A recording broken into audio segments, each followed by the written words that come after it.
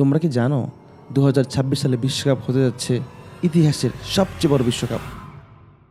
Hello বন্ধুরা, নতুন একটা ভিডিও নিয়ে চলে আসলাম তোমাদের মাঝে।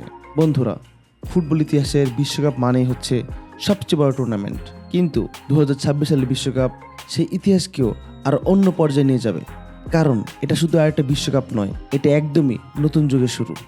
এবং এই 2026 সালের বিশ্বকাপে অনেক পরিবর্তন করা হয়েছে, যার মধ্যে সবচেয়ে বড় পরিবর্তন হলো এবার প্রথমবারের মতো বিশ্বকাপে খেলবে 48টা দল। হ্যাঁ, আগে যেখানে খেলতো 32টা দল, সেখানে এখন প্রায় আরও 16টা দল বেশি। এর মানে কি জানো? এবার আরও অনেক বেশি দেশ প্রথমবার বিশ্বকাপে সুযোগ পাবে, যারা আগে কখনোই খেলতে পারতো না। আর তাই আমরা এই নতুন দেশের আরও অনেক ভিন্ন ফুটবল ম্যাচ আমরা দেখতে পাবো। এরপর দ্বিতীয় যে পরিবর্তন হয়েছে সেটা হচ্ছে এই বিশ্বকাপ আয়োজন করবে 3টা দেশ একসাথে, যেখানে প্রতিবারই একটা দেশ আয়োজন করতো, বাট এইবার 3টা দেশ একসাথে বিশ্বকাপটা আয়োজন করবে, যারা হচ্ছে যুক্তরাষ্ট্র, কানাডা এবং মেক্সিকো। বন্ধুরা, এটা ইতিহাসের একদমই প্রথমবার যে 3টা দেশ একসাথে পুরো বিশ্বকাপ আয়োজন করছে। আর শুধু তাই নয়, এই 3টা দেশ মিলিয়ে 16টা হোস্ট সিটি থাকবে, যার মধ্যে উল্লেখযোগ্য হচ্ছে new York, Los Angeles, Miami, Dallas, Atlanta, Mexico city, Montero, Toronto সহ আর অনেকগুলো শহর। মানে পুরো উত্তর আমেরিকা জুড়ে থাকবে এই টুর্নামেন্ট। আর তৃতীয় সবচেয়ে বড় বিষয় যেটা হচ্ছে সেটা হচ্ছে এই টুর্নামেন্টের ম্যাচের সংখ্যা।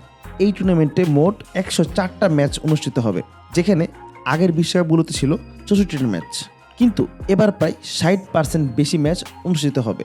এবং বন্ধুরা, এর মানে হলো এবারের ওয়ার্ল্ড কাপে আরও বেশি পরিমাণে ড্রামা দেখতে পারবো, আর বেশি পরিমাণে নাটক হবে, আর বেশি পরিমাণে খেলা হবে, আর বেশি পরিমাণে আপসেট অ্যান্ড অনেক বেশি গল্প আমরা শুনতে পাবো ওই সকল খেলোয়াড় এবং ওদের জীবন নিয়ে। তাছাড়া ছোট দলগুলো এবার আরও বেশি সুযোগ পাবে বড় দলকে হারানোর, যেটার জন্য আমি নিজে সবচেয়ে বেশি এক্সাইটেড। এবং আরেকটা গুরুত্বপূর্ণ বিষয় হলো ফরম্যাট পরিবর্তন।